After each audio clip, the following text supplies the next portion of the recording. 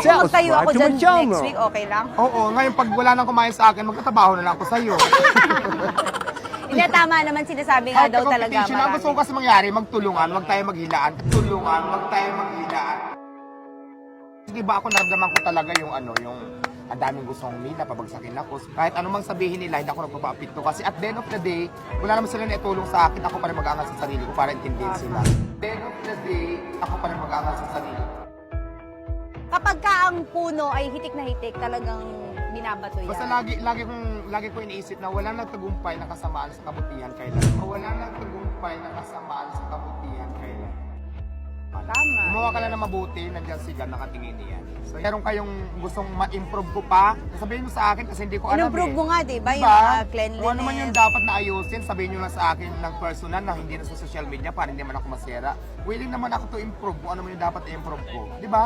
Yun lang naman ang gusto ko eh. Hindi yung kakahol ka sa social media para mapansin ka lang. Hindi ko alam kung concerned ka ba sa akin o gusto mong siraan ako. Concerned ka ba sa akin o gusto mong siraan ako.